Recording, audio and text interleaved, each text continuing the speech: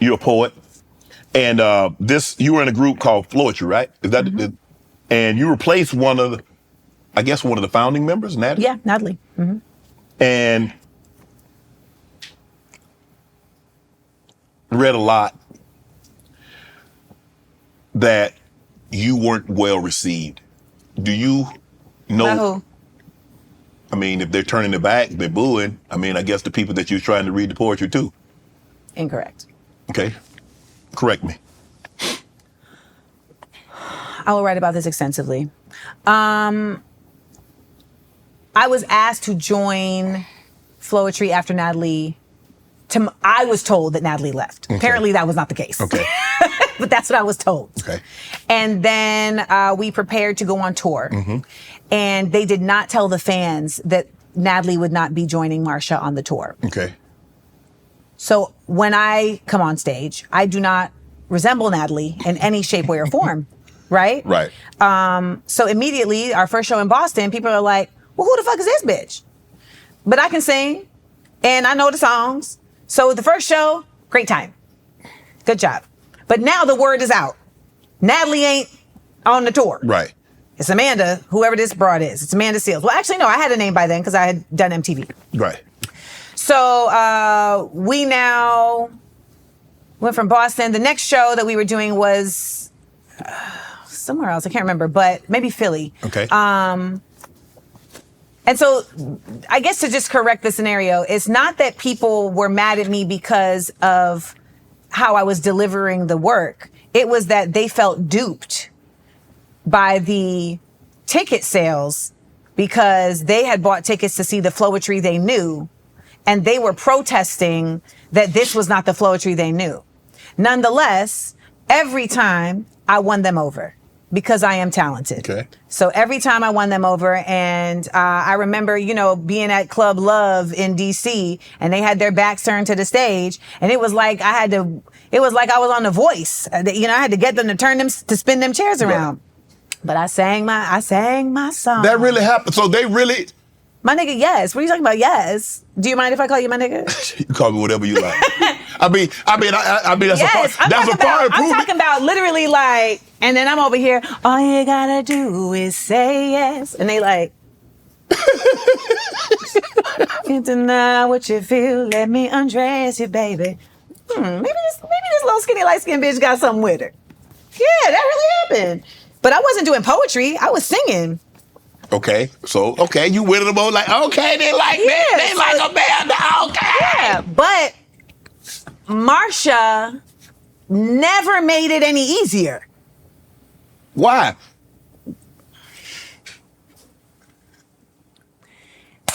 Why? Yes, why? Why did, Natalie's gone. I think,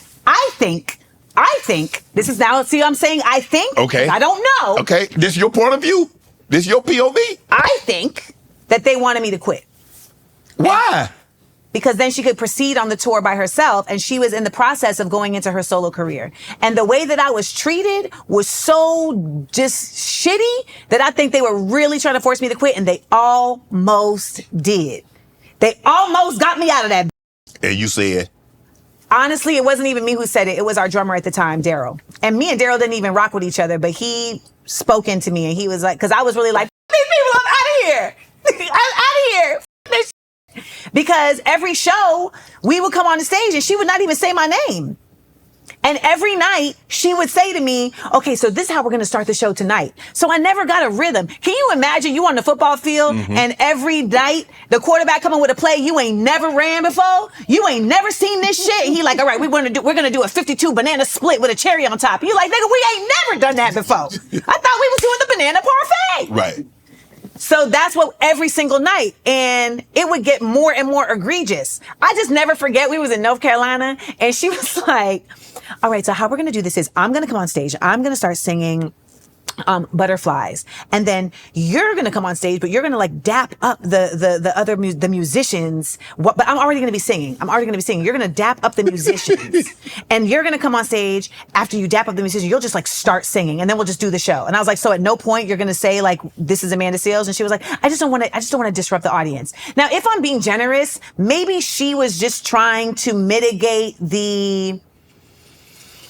I don't know. Maybe she was just trying to mitigate the nastiness from the audience. But like, if that was the case, she wasn't communicating that to me. So I felt very, very, very, very isolated in the situation. And like, nobody was communicating this to me. So at no point in time, after Natalie left the group, okay, you do the first show in Boston and then you go to Philly or you go to Baltimore, wherever, did she say, Natalie is no longer in the group. No. We have a lovely other lady named Amanda. No. And she's unbelievable.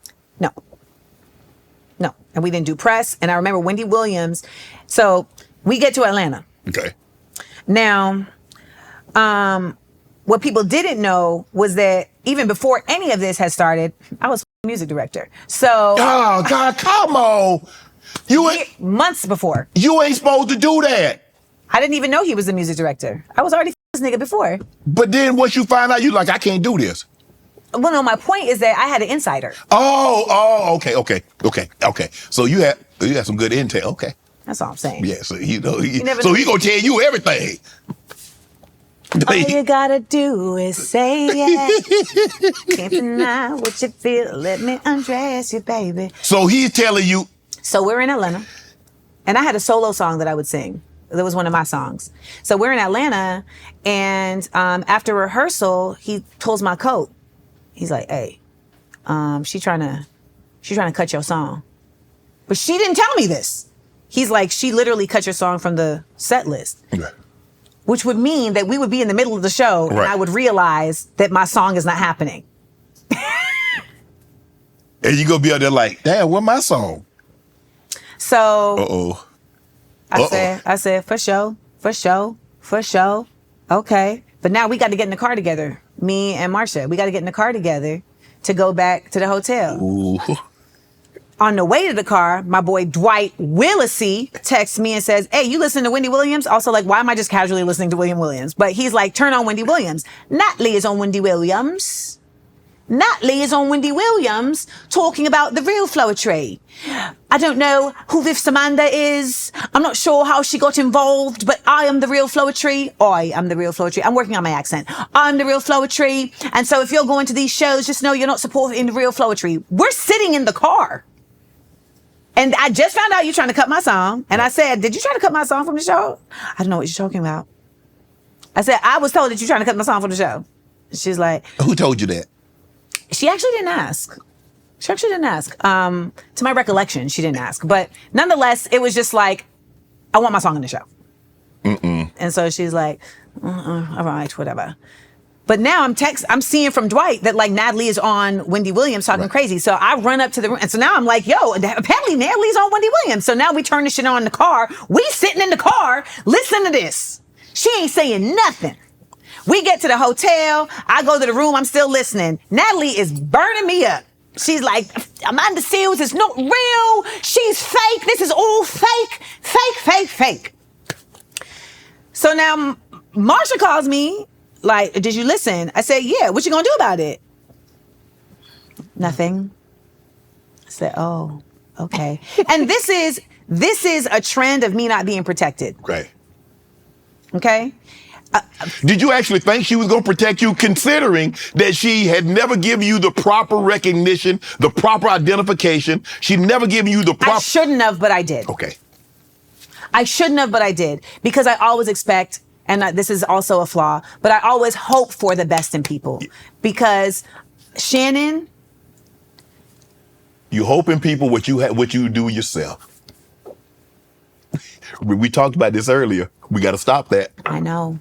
But it feels so defeated to do it. But it's true. But it feels like you're giving into it just feels like you're giving into the worst parts of existence to do it. That's what it feels like. It feels very nihilistic to just really give in, but it is the only way that you can really protect yourself. And my co-host Supreme on my radio show, always, he'd be like, Amanda, most people are full of shit.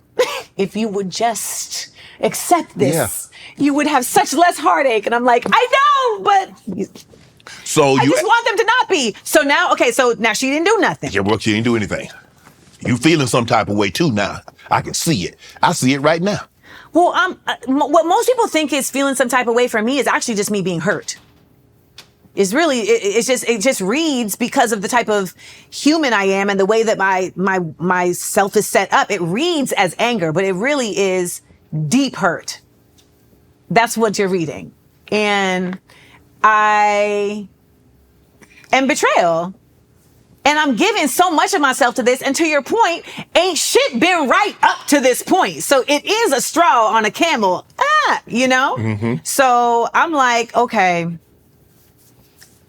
man, I'm out. Now I call the music director, like, yo, this shit just got ridiculous. He's like, yo, I'm about to come to your room. Let's talk. I'm like, okay. This nigga never comes to the room. I come downstairs. He's talking to a white chick at the bar. I'm like, God. The one that you used to... I thought he came up there just for one last soiree. That's what I was thinking. Because that would have made sense. Yeah, for sure. The pain away, you know? Mm-hmm. But no. So I then called my homegirl to take me to the airport. Okay? So I call my mom and I'm like, book me a ticket. I'm out of here. I'm out of here because I've reached my wit's end. And again, I have no allies here. Yeah. I had a manager who was none of the above. Okay? This nigga sent me on the road with no contract. Talking about, well, you should just be happy they asked you. What? So I want you to follow the themes in this interview. I want you to follow two themes: misunderstood and not protected. I want you to follow those themes. Okay? Because you've noticed it's themes. You follow the theme of racism, but I want you to follow those other themes because they're important. They're important to understanding someone like me. And when you have not been protected and you are misunderstood, what are you going to naturally develop? Defense mechanisms. For sure. Because you have to protect yourself. Yes. There's no other way. No. They will tear you up. Mm-hmm. They will eat you alive. Right. And if you're creating these things also within the context of autism, within the context of already speaking a certain way, thinking a certain way, you are setting yourself up for a very hard road. But you're not even the one setting yourself up. I take that back. You are set up for a hard road. In the midst of all of this, though, you are brilliant. You have talent. And you are in a field that's the only way that those things really work in. You know, it's not like I can go be the theatrical seals, like at the hospital. You feel me? Like, this is where I have to be. So I was about to leave. And, the drummer who we used to clash because we both had these like really big personalities that we hadn't matured into yet, you know? He hit me and he said, you can't leave. You cannot leave because if you leave, they'll win. And they want you to leave. And you cannot let them win. And he said, because later in life, you will look back on this and you will say, I stayed and I was strong and it's going to matter. It's going to matter. And he was right.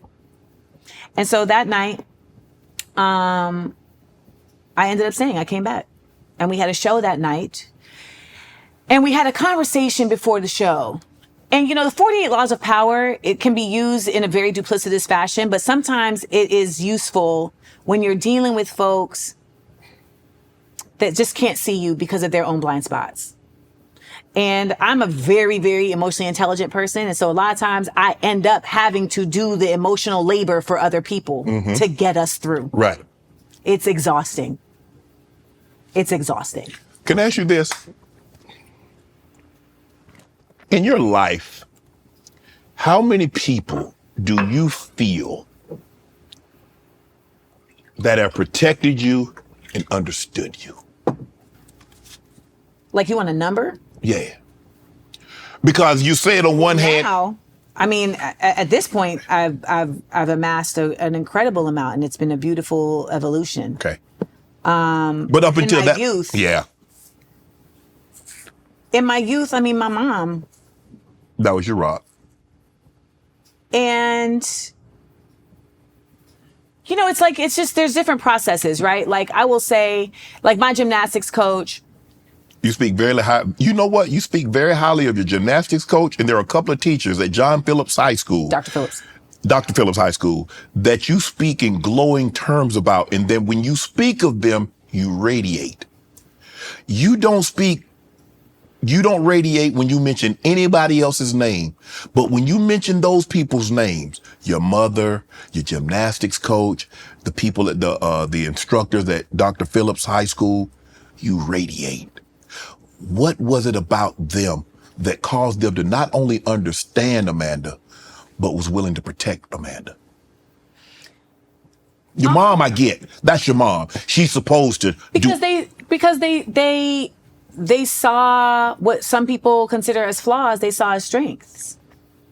You know, I remember when I started going to therapy because I was like, you know, people keep telling me that no one likes me. And I do not understand. Did you believe it? That no one likes me? Yeah. Yeah. Because I had low self-esteem. Okay. So I'm just like, I don't understand. And I remember her asking me, well, what are the reasons why people say they don't like you? And I told her, I said, my tone, they feel that I'm like too detail oriented, like it's annoying. You know, they tell me like me being detail oriented, they take it as nitpicky. Right. That I am too demanding. Whereas like for me, it's like, well, no, it's like, it's more so just me holding you accountable. They say that I am mean, but in my version of it, it's like, well, no, I'm just being honest. And so we started working on me being better at understanding like the neurotypical, like the normal way that things are read so that I could better protect myself. Right. Like that may be the truth, but you don't got to tell it right now. You know it and good for you. Right. Hold that. Right. Hold that. You don't got to tell it right now. It may have been a yes or no question, but people need extra words. I lost a job because I was answering in yes or no questions. How you lose a job if you answer yes or no? Because you added. Because they were emailing me, asking me yes or no questions. Okay. And my responses were yes. Yes. And no. And then finally I got an email that said, you know what, we decided to go with somebody else because by your responses, it seems like you're not interested. Well, you say answer yes or no. So now you understand me. It took us a little bit, but you're here. So they wanted you to say, yes, I would love to have the job because I think this is an amazing opportunity for me. And I just love this company. I think you.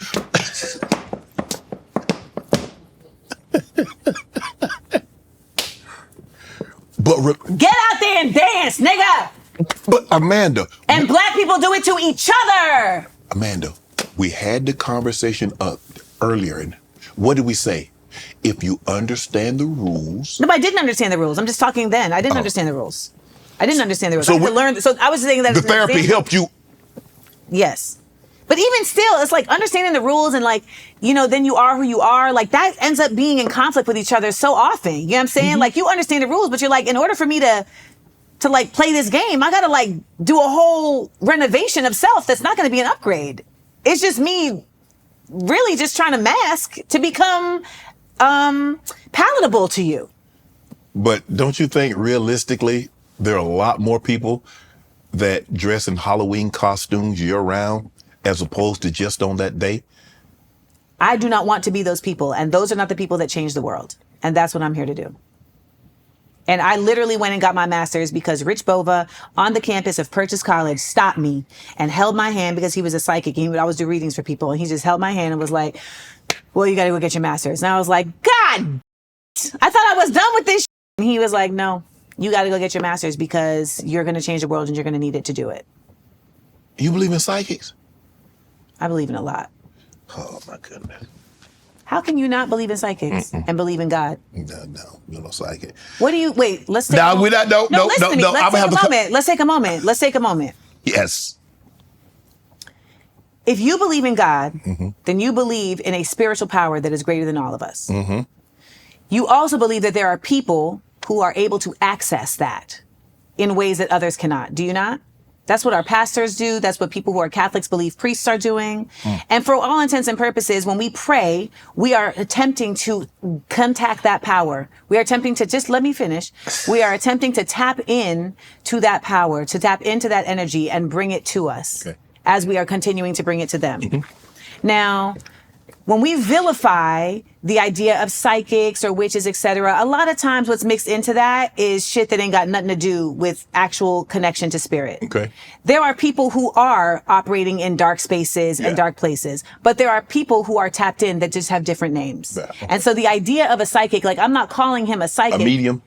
A medium, or somebody who is literally just more connected. I am very connected to, like, I'm empathic. I can feel. I'm very connected to just nature, to the vibration of things, because I want to be, but also because I'm an artist, right? Like I can make something from nothing. Like there's something that is really unique in that ability to do so. So when I'm talking about someone who is able to read you, it's not like it's not that they're dealing with dark magic. It's that they are able to see. They're prophets.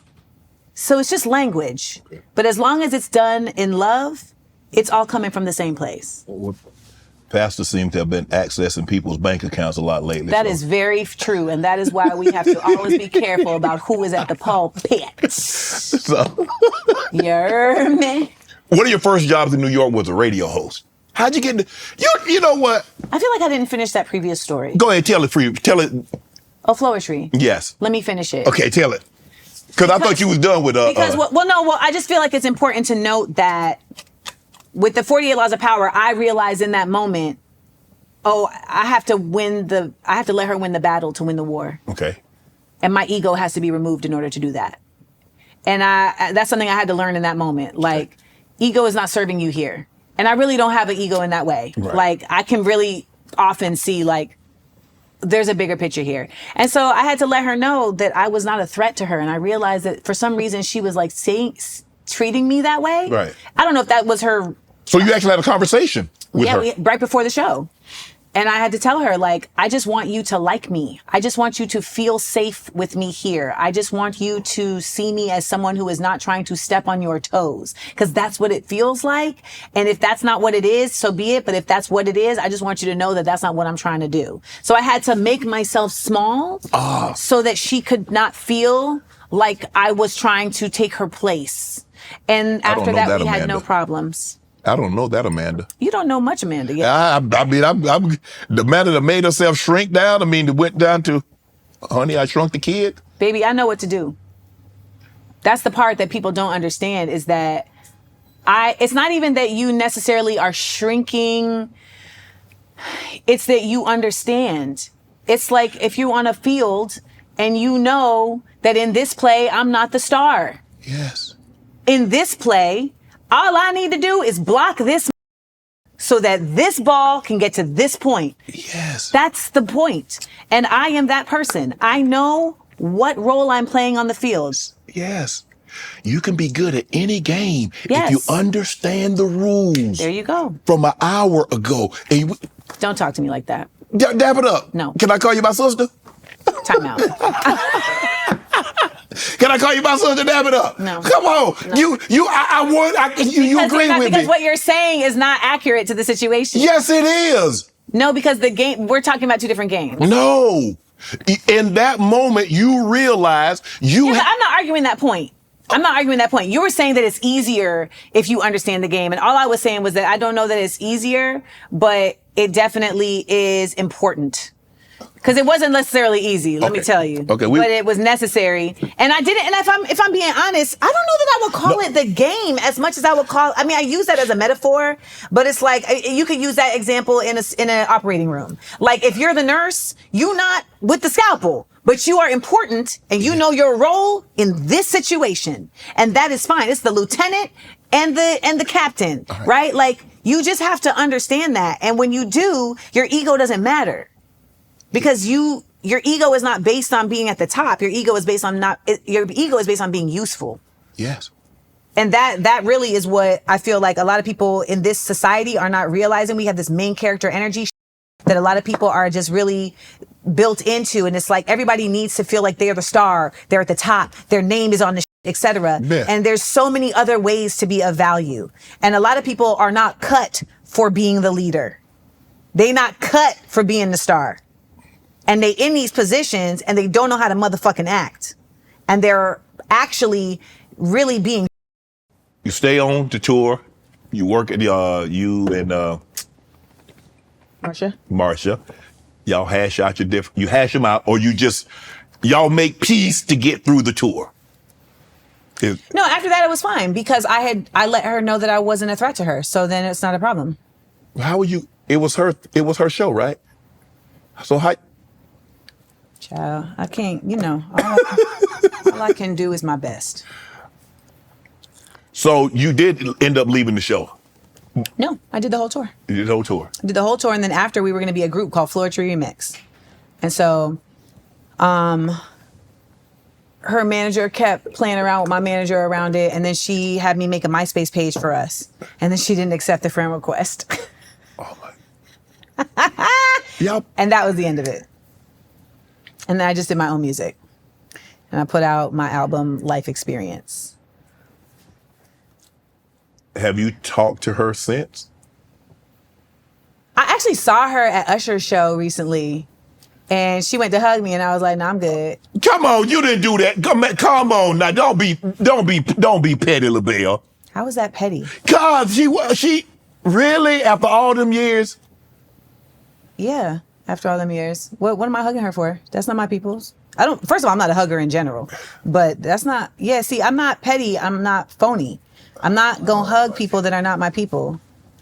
If you treat me like shit in real life, don't try to hug me at a party. Because I won't hug you back. It's a song. If you treat me like shit in real life, don't try to hug me at a party. Because I won't hug you back. That's not a song you made. But here's the thing. I can't believe you. I can't believe you would do that. That was. I am who I am. People know who I am. And that's a beautiful thing. The person I am is beautiful because you don't never have to guess.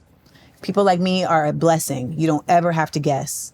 And so much of this life is people not wanting to deal with the real and just hiding in the shadows. And instead of honoring, honor is a strong word, but instead of, regarding and respecting people who are straight ahead, we treat them like they are a nuisance. We treat them like they are a disruption when really they are a gift because it really removes the guesswork of subtext. It removes the guesswork of ulterior motives. I am what I am. What you see is what you get. Whatever you hear me saying is what I'm saying.